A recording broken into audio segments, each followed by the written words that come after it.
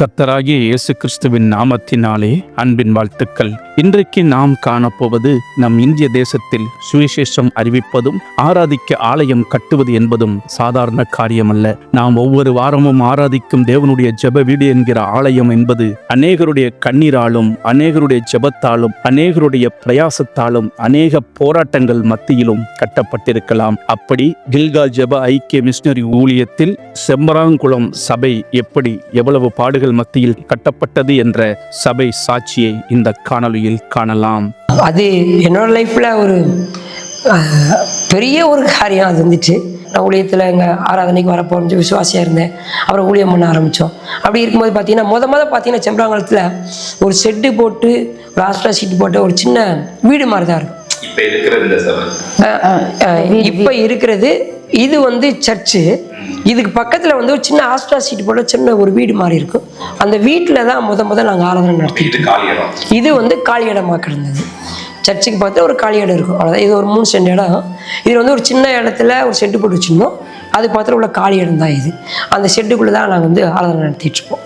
அப்போ தங்குறதுக்கு இடம் கிடையாது. அதனால தான் நாங்கள் தங்கியிருந்தது வேலை செஞ்ச இடத்துல தங்கியிருந்தோம்.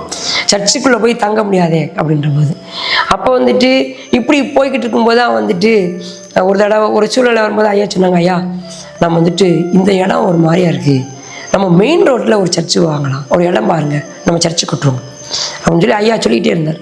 நானும் பல பேர்த்துல விசாரித்தேன், நிறைய இடங்களை போய் விசாரித்து பார்த்தோம். ஆனால் எதுவுமே எங்களுக்கு இடம் ஒன்றும் இல்லை. பட்டா இடம்னு சொல்லி சொல்கிறதுக்கு அங்கே ஒன்றும் இல்லை. அதனால் இடம் அமையலை. சரி, கடைசி முடிவு ஆயிடுச்சு. இதுக்கு மேலே ஐயா சொன்னாங்க, ஐயா ஒருத்தர் இருக்கிறாரு, அந்த ஐயா சொல்றாரு செம்பராங்குளத்துக்கு மட்டும்தான் சர்ச்சு கட்டி கொடுப்பேன், அவர் யாருக்கு இந்த காசை கொடுக்க மாட்டேன்ட்டு 2 வருஷமாக என் கூட பேசிட்டு இருக்காருயா, நீங்கள் என்னையா சொல்கிறீங்க அப்படின்னு. ஐயா நான் கொஞ்சம் பார்ப்போம்யா, ஜோம் பண்ணுறையா, பார்ப்போம்யா. ஒரு 6 மாதங்கிட்ட அவரை அப்படியே இழுத்துக்கிட்டே கொண்டு போயிட்டு இருந்தோம். நாங்கள் ஜோம் பண்ணோம். ஜோம் பண்ணிவிட்டு அதுக்காக உடனே சொல்லலை, அப்படி கொஞ்சம் இழுத்துக்கிட்டே போயிருந்தோம். அப்போ பார்த்தீங்கன்னா எங்கள் கூட இருக்கவங்க எங்கள் விசுவாசியே சொன்னாங்க, இந்த ஊரில் சர்ச்சுக்கிட்டு யார் சர்ச்சுக்கு வர போகிறாங்க, இதை போய் நீ என்ன செய்ய போகிறீங்க, இதெல்லாம் வேஸ்ட்டு அப்படின்னு சொல்லி எங்களை வந்துட்டு ஒரு மாதிரியா பேச விசுவாசியே எங்களை பேச ஆரம்பிச்சிட்டாங்க. அப்போ எங்களுக்குள்ள நம்ம கட்ட சொல்லி யாருமே வரலைன்னு நினச்சிருது அப்படின்னு உள்ளுக்குள்ள ஒரு கட்டலான்ற முடிவுக்கு வரப்போது இப்படி ஒரு வார்த்தைக்குன்னு எங்களுக்குள்ள ஒரு பயம் வந்துட்டு, அப்போ திரும்பியும் கொஞ்சம் ஒரு மாதம் இழுத்து பார்த்தோம். அவர் வந்துட்டு, ஐயா இதுக்கு மேலே நீங்கள் காலம் தளர்த்தக்கூடாது அப்படின்னா, அப்புறம் துணிஞ்சு சரிங்க ஒரே முடிவாக கட்டிடும் அந்த வார்த்தையை சொல்லி ஒரே வாரத்தில் அவங்க வந்துட்டு பார்த்தீங்கன்னா அந்த டீமோட இன்ஜினியரோட அப்படியே செட்டாக கிளம்பி இங்கே வந்துட்டாங்க. அப்புறம் நாங்கள் வேலையில் தான் இருந்தோம். வேலையில் இருக்கும்போது இந்த மாதிரி அவங்க வந்துட்டாங்கயா வாங்கயான்னு கூப்பிட்டாங்க. அப்புறம் வந்தோம், பெர்மிஷன் போட்டு வந்து பார்த்து அவங்களோட பேசிட்டு இத்தனைக்கு இப்படி கட்டுவோன்னு இடத்துல அளந்து சரி பண்ணி அப்புறம் காலி இடத்த பிளான் பண்ணோம். இப்போ இது 30க்கு 16 அப்படிங்கிற மாதிரி இந்த ஹாலை வந்துட்டு காலி இடத்த வந்து அளந்து எடுத்து அதை வந்து சர்ச்சு கட்டுறதுக்காக அது பிளான் பண்ணாங்க. அப்படி கட்டும்போது அது ஒரு வீடு கட்டிடலாம், ஒரு இடத்துல ஒரு வீடு கட்டிடலாம், வேறு எதை வேணாலும் கட்டிடலாம். ஆனால் சர்ச்சு கட்டுறோம் அப்படிங்கிறது வந்துட்டு ஒரு சாதாரண ஒரு விஷயமே கிடையாது. சர்ச்சு கட்டும்போது பார்த்தீங்கன்னா ஒன்று வேலை செய்கிறவங்க போராடுவாங்க, வேறு ஏதாவது ஒரு வகையில் ஒரு போராட்டம் வரும். அப்படி எனக்கு வந்த போராட்டம் பார்த்தீங்கன்னா சொல்லி மாளாது, அவ்வளோ பெரிய கஷ்டம். ஆனால் ஏன் அதை எனக்கு என்ன கஷ்டம் ஏன் சொல்கிறேன்னு சொன்னீங்கன்னா, நான் வேலை பார்த்துக்கிட்டே சர்ச்சு கட்டுற வேலையை நான் பார்த்துக்கிட்டு இருந்தேன். எனக்கு அதுதான் கஷ்டம். நான் வெறும் ஊழியை மட்டும் பார்த்துட்டு சர்ச்சு கட்டுதுன்னு வச்சுக்கோங்களேன், எதை வந்தாலும் ஜெயிச்சுட்டு போயிடலாம். நான் வேலையும் செய்யணும், சர்ச்சு கட்டுறவங்ககிட்டையும் நான் அங்கே வந்து பார்க்கணும், என்னோடய பில்டிங் ஒர்க்கையும் பார்க்கணும். அப்படின்னா அங்கேயும் ஓடுற ஓட்டம். இந்த அல்லாட்டத்தில் பார்த்தீங்கன்னா எனக்கு வந்து நெருக்கடிகள் அதிகம்தான். இந்த இடத்துல முத வந்துட்டு பில்லருக்காக குழி தோண்டணும். 6 பில்லர் குழி தோண்டி போஸ்ட்டு போட்டோம். எங்கள் இடத்த அளந்தோம், சதுரிச்சோம், 6 பில்லர் குழி போட்டோம். ஒரு ஆள் மட்டும் 4 பில்லர் ஏற்றியாச்சு. நான் குத்தனாட்ட கேட்டேன், ஐயா நம்ம இடத்த போட்டு செய்யுங்க அப்படின்னு நான் பேசினேன். குழி தோண்டும் போதே நான் அவர்கிட்ட கேட்டேன், அங்கே போகுதியா? அவர் என்ன சொன்னார்னா, குழி தான் பெருசாக போகும், பில்லர் போடும்போது நான் உள்ளே வச்சுக்குவேன். என்கிட்ட சொல்லும்போது அப்படி சொல்லிட்டு நான் வேலையில் இருந்ததுனால அவர் என்ன பண்ணிட்டாருன்னா வெளியே தள்ளி போட்டு விட்டார். ஒரு ஆள் மட்டும் பில்லர் வந்துருச்சு. பக்கத்தில் அவங்க அதெல்லாம் முடியாது, உன் இடத்துல நீ சவுறு வேலையை பார்த்துக்க, என் இடத்துக்கு வரக்கூடாது அப்படின்னு. அது அவங்க நியாயம் தானே, அது தப்பு கிடையாதுல்ல. நம்ம இடம் போட்டு செய்யணும். அந்த இடத்துல அப்படி ஒரு இது வந்துருச்சு. அப்புறம் நான் பேசி பார்த்தோம், கொஞ்சம் விட்டு விடுங்களே அப்படின்ட்டு எவ்வளோ பேசி பார்த்தோம். அவங்க இல்லை அப்படிலாம் பண்ண முடியாது அப்படின்னு சொல்லிட்டாங்க. சரி, அப்புறம் ஐயா வந்தாங்க. ஐயா என்னையா பண்ணலான்னு சொன்னாங்க. சரி, ஆள் இல்லாத வேலை தப்பு நடந்துச்சு, சரியா நம்ம மாற்றி அமைச்சுக்கோன்னு சொல்லிட்டு உடனே அந்த 4 பில்லரையும் மறுபடியும் உடைக்க வேண்டியதாயிட்டு. அஸ்திபாரமே உடைச்சிட்டோம். ஃபஸ்ட்டு ஸ்டார்டிங்கே உடைச்சிட்டோம். எனக்கு அங்கேயே பாதி சூர் போயிடுச்சு. எப்படா இதை முடிக்க போகிறோம் அப்படிங்கிற மாதிரி. திரும்பியும் சோர்ந்து போகலை. திரும்பியும் அதை பிள்ளரை மாற்றி போட்டு திரும்பி ரைஸ் பண்ணி ஏற்ற ஆரம்பித்தோம். ஏற்ற ஆரம்பித்து வரும்போது பார்த்திங்கன்னா எங்களுக்கு மண் அந்த ஃபுல்டிங் வந்துட்டு ரொம்ப பாடு. ஒரு நெஞ்சு மட்டத்துக்கு நான் இப்போ உட்காந்துருக்க இந்த ஃபுல் பீட் பார்த்திங்கன்னா ஒரு நெஞ்சு மட்டத்துக்கு ஒரு பெரிய பள்ளம். இது வந்துட்டு கிட்டத்தட்ட ஒரு 15 அடி பள்ளம், 15 அடி நீளத்துக்கு இது என் நெஞ்சு மட்டத்துக்கு ஒரு பெரிய பள்ளம். இவ்வளோ மண் நிரப்பணும். இதை எப்படி நிரப்ப போகிறோம்? ஏன்னா மலையில் வந்துட்டு மேடு பள்ளமாக தான் இருக்கும், ஸ்லோப்பு அந்த மாதிரி தான் இருக்கும். எங்களுக்கு வாட்டம் இப்படி தலைகளாக இருந்துச்சு. அப்போ முன்பகுதியில் லேசாக மண் போட்ட பார்த்தோம், பின்னாடி ஃபுல் பள்ளமாக இருந்தது. எப்படி ஃபில்லிங் பண்ண போகிறோன்னு தெரியல.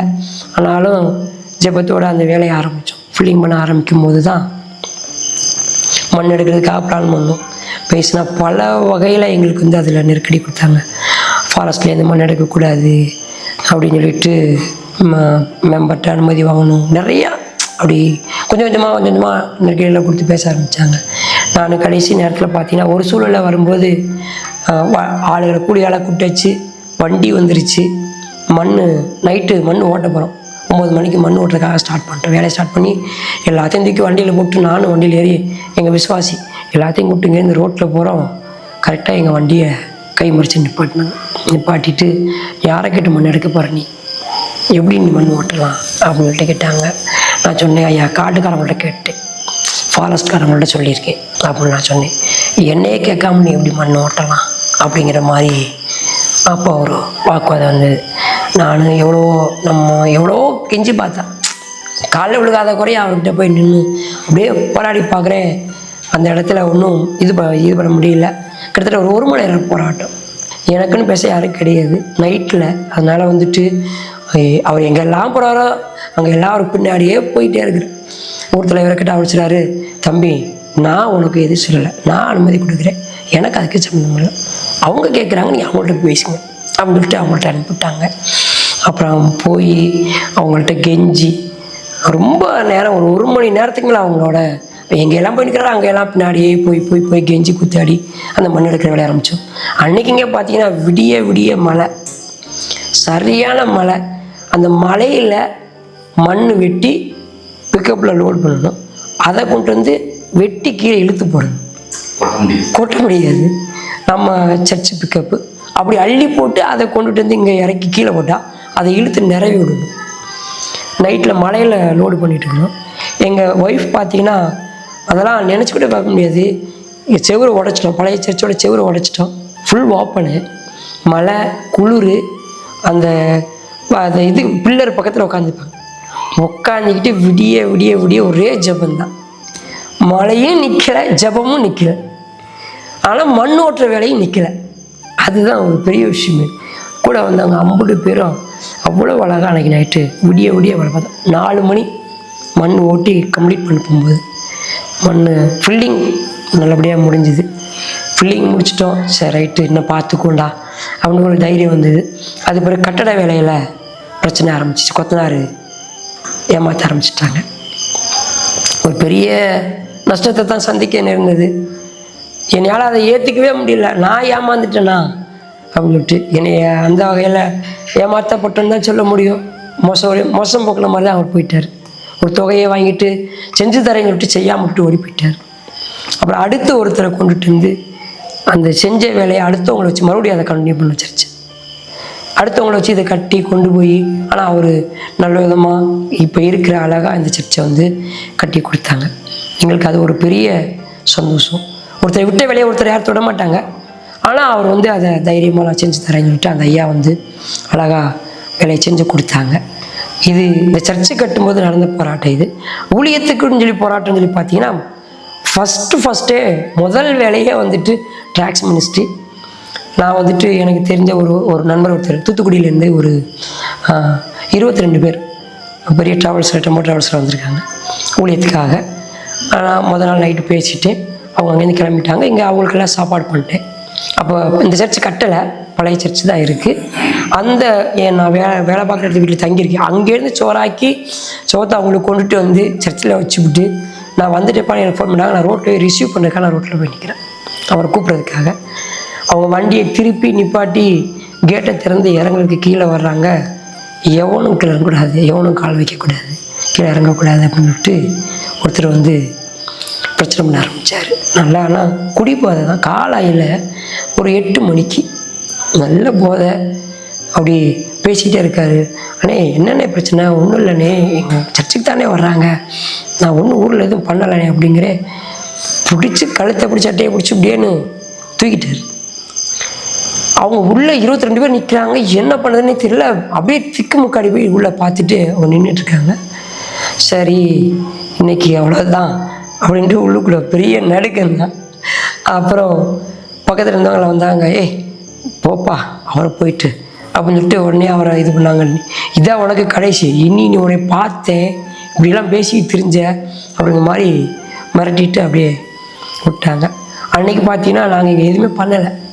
இறங்கினாங்க, வீட்டுக்கு வந்தாங்க, சாப்பிட்டாங்க, மறுபடியும் சோத்தை தூக்குனாங்க, வண்டியில் ஏற்றினோம், தெருவுக்கு நேர் போய் நின்று ஒவ்வொரு தெருவுக்கு நேர் நின்று ஜோம் பண்ணிவிட்டு நேராக வண்டியில் ஏறி அடுத்த ஊருக்கு ஊழியத்துக்கு போயிட்டோம்.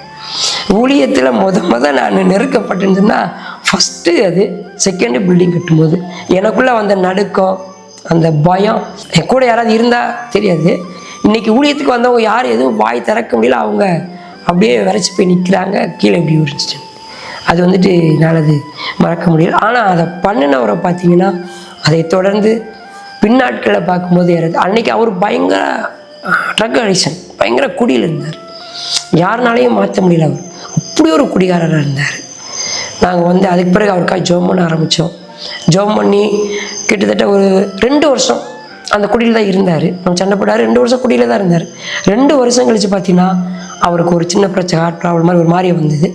வந்த உடனே பயம் வந்துச்சு. டாக்டர்கிட்ட பண்ணி இன்னி குடிச்சா செத்து போயிடும் அப்படின்ட்டாங்க. அன்றைக்கி குடியை விட்டவர் தான். குடியை விட்டு இப்போ நல்ல மனுஷன் ஆகிட்டார்.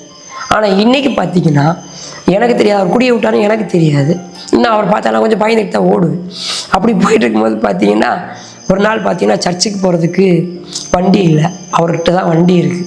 அப்போ எப்படா நம்ம போய் அவர்கிட்ட வண்டி கேட்குறது, இவர் ஏற்கனவே அடிக்க வந்தார், இப்போ போய் வண்டி கேட்க போகிறோம் அப்படின்ட்டு உள்ளுக்குள்ள போய் அதோட கூட அப்படியே நைஸாக போய் அண்ணே இந்த மாதிரினே அப்படின்னு நைஸாக போய் பேசி அவர் சொன்னார், ஐயா நான் அன்னைக்கு போதையில் இருந்தேன், குடியில் இருந்தேன், நான் பேசிட்டேன், என்னை மன்னிச்சுக்கங்க அப்படின்னு அவர் சொன்னார். நான் பயந்துக்கிட்டு போய் கேட்குறேன், எனக்கு சர்ச்சுக்கு போகிறதுக்கு வண்டி வேணும்னு கேட்குறேன். அவர் என்கிட்ட சாரி கேட்டார். அப்புறமே பார்த்தீங்கன்னா அப்புறம் அதுக்கு பிறகு சர்ச்சுக்கு பிள்ளைங்களை கூட்டி போகிறதுக்கு வந்தார். அப்புறம் கன்வென்ஷனுக்கு வண்டி ஓட்டினார். அதுக்கு பிறகு பார்த்தீங்கன்னா சர்ச்சுக்கு ஏதாவது வேணும், பொருள் தேவை அப்படின்னா வாங்கிட்டு வந்து கொடுப்பாரு. ஊழியத்துக்கு எங்கேயாவது போகணுன்னு சொன்னால் அவர் வண்டி எடுத்துகிட்டு வருவார். எல்லா வகையிலையும் பார்த்தீங்கன்னா அன்றைக்கி என்னைய விரட்டிக்கிட்டு தண்ணி போதையில் அடிக்க வந்த ஒரு மனுஷன். இன்றைக்கி பார்த்தீங்கன்னா எங்களுக்கு இந்த ஊரில் வந்துட்டு என்னை யாராவது ஏதாவது பேசுனாங்கன்னா, ஏய் அவரையாப்பா போய் பேசிட்டீங்க போங்கப்பா சொல்லிட்டு எனக்கு சப்போர்ட் பண்ணி என்னைய வந்துட்டு அந்த இதுலேருந்து காப்பாற்றிடுற அளவுக்கு ஆண்டவர் வந்து அவரை கொண்டு வந்து எனக்கு இன்றைக்கி வச்சிருக்கிறாரு. அது எனக்கு ஒரு பெரிய சந்தோஷம். இப்படி தேவனுக்கு வைராகியமாய் ஊழியம் செய்கின்ற ஆல்பர்ட் வில்லியம் ஐயா, சகாயராணி அம்மா அவர்களின் சாட்சியை அடுத்த பகுதியில் பாகம் 19 காணலாம். நானும் ஆர்சியில் தான் வந்து பிறந்து வளர்ந்தேன். 100 அடி தூரத்தில் தான் சர்ச் இருக்கும். கத்துறாங்க காட்டு போயிடுங்க அப்படின்னு சொல்லிட்டு நான் கேலி பண்ணியிருக்கிறேன் அவங்கள. என் குடும்பத்தில் கஷ்டம், பிரச்சனை, போராட்டம், மாடெல்லாம் பார்த்தீங்கன்னா அடுத்தடுத்து ஒன்றொன்னா இறக்க ஆரம்பிச்சிச்சு. பையனுக்கு வந்த வியாதி என்னன்னே கண்டுபிடிக்காத முடியாத அளவுக்கு ரொம்ப கஷ்டப்பட்டோம். ஒரு 8 மணி ஆச்சு, குழந்தைய அடக்கம் பண்ணணும். அப்பா அம்மா என் அண்ணே எல்லா சொந்தக்காரங்க இருக்காங்க, நிறைஞ்ச சொந்தக்காரங்க. எனக்குன்னு யாருமே இல்லை. நான் தனியாக போய் நான் ஒரு ஆளாக அடக்கம் பண்ணிட்டு நான்லாம்